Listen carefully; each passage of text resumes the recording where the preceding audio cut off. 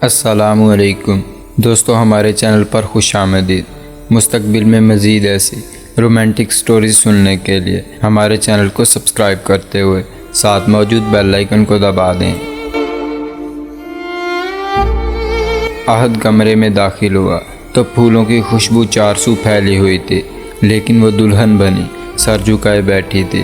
احد کا دل خوشی سے بھر گیا، وہ جو خواب تھی آج حقیقت بن گئی۔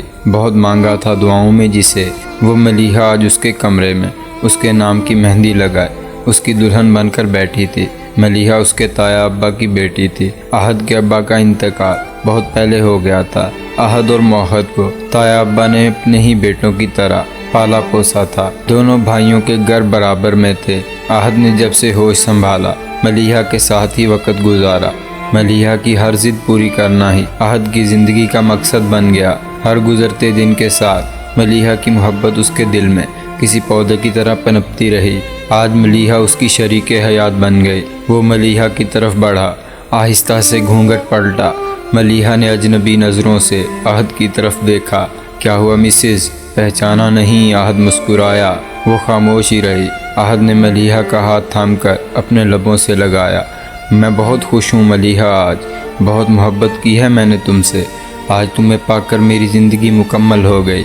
وہ جذب کے عالم میں ملیحہ کو دیکھ رہا تھا۔ ملیحہ نے اپنا ہاتھ اس کے ہاتھ سے چھڑایا۔ کیا آپ جانتے ہیں اس رشتے میں میری مرضی شامل نہیں؟ ملیحہ نے احد کے سر پر دھماکہ کیا۔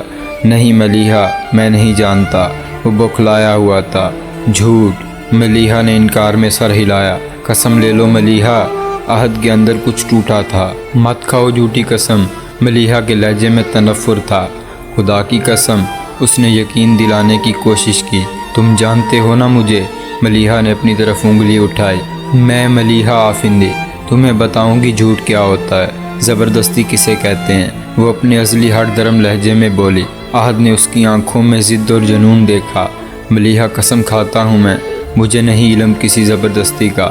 احد جانتا تھا ملیحہ ضد میں کچھ بھی کر سکتی تھی۔ زندگی گزر جائے گی احد افندی، مگر تم خود کو سچا ثابت نہیں کر سکو گے۔ کوئی قسم کام نہیں آئے گی۔ اس نے احد کی آنکھوں میں دیکھ کر چیلنج کیا۔ احد کی آنکھیں نم ہونے لگیں۔ پلیز ملیحہ، محبت کے آگے وہ جھک گیا تھا۔ ملیحہ تیزی سے اٹھی اور چیخنے لگی، رونے لگی۔ احد ٹھٹک گیا۔ کیا کہہ رہی ہو ملیحہ؟ وہ تیزی سے ملیحہ کی طرف بڑھا۔ وہ بھاگتی ہوئی دروازہ کھول کر کمرے سے نکلی۔ اس کی آوازوں سے پہلے ہی سب ان کے کمرے کی طرف متوجہ ہو چکے تھے۔ ملیحہ روتی ہوئی سامنے کھڑی چچی اماں کے گلے لگ گئی۔ کیا ہوا میری بیٹی؟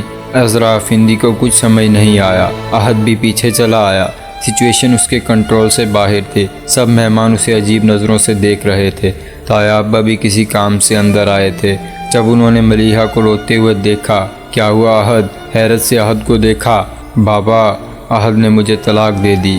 بابا! ملیحہ چیخ چیخ کر رونے لگی۔ احد کو یوں محسوس ہوا کہ کسی نے اس کے پیروں سے زمین ہی کھینچ لی۔ کیا کہہ رہی ہو بیٹی؟ عذرا افندی کو اپنے کانوں پر یقین نہ آیا۔ سچ کہہ رہی ہوں چچی اماں۔ وہ فرش پر ہی بیٹھ کر بین ڈالنے لگی۔ عذرا افندی نے بیٹی کی طرف حقارت سے دیکھا۔ ان کی نظریں احد کا دل چیر گئیں۔ اماں، یہ جھوٹ ہے، میں نے…